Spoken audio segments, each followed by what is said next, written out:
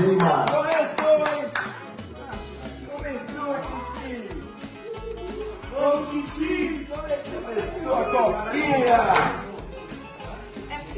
T'as vu les réactions à la liste du Brésil pour le mondial? Et ça vaut pour tout le monde, hein, même les plus expérimentés comme Neymar, regarde.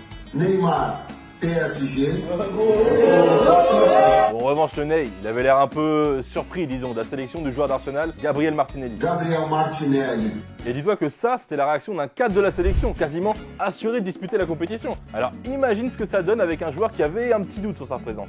Comme par exemple le joueur de Manchester United, Anthony. Ou bien son coéquipier Alex Telles, carrément ému aux larmes. Il y avait aussi la réaction d'un joueur récemment blessé et incertain, Richarlison. Et je peux te dire qu'il aurait carrément pu se reblesser vu le pogo qu'a lâché sa famille en apprenant la nouvelle. Non mais madame, c'est un bébé, ça c'est pas une coupe du monde, faut en prendre soin. Ça se secoue pas dans tous les sens. Prenez exemple sur Bruno Guimaraes, bordel. Voilà, c'est quand même pas compliqué, un peu de tendresse. Tiens, en parlant de tendresse, je te présente le plus romantique de la sélection, le joueur de Flamengo, Pedro, qui a carrément profité de l'annonce pour demander sa petite amie en mariage.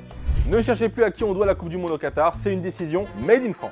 Et c'est pas moi qui le dis, hein, c'est carrément Sepp Blatter en personne. Dans une interview accordée au journal suisse Tages&Zeiger, l'ancien président de la FIFA a déclaré que le comité exécutif de la FIFA souhaitait initialement attribuer la Coupe du Monde 2018 à la Russie et la Coupe du Monde 2022 aux États-Unis.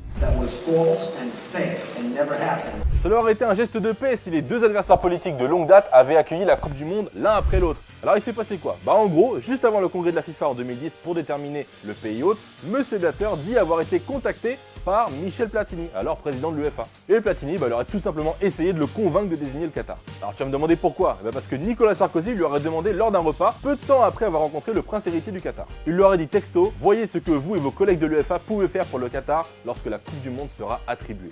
Ça veut donc dire que le président français de l'époque aurait fait un gros lobbying en faveur du Qatar. Mais la question c'est pourquoi? Et là encore, Sepp Blatter a sa petite idée. C'était aussi une question d'argent. 6 mois plus tard, le Qatar a acheté des avions de chasse aux Français pour 14,6 milliards de dollars. Ouais, à quelques jours d'ouverture de la Coupe du Monde, ça fait tâche. Mais c'est loin d'être le seul scandale. Mardi dernier, un ambassadeur qatari du tournoi a tout simplement déclaré à un diffuseur allemand que l'homosexualité était un dommage pour l'esprit, avant qu'un fonctionnaire n'intervienne pour mettre fin à l'interview. Et ça promet. Bon, en revanche, pour les Jeux asiatiques d'hiver 2029 en Arabie Saoudite, a priori Sarkozy était plus en poste, donc il va falloir trouver une autre piste.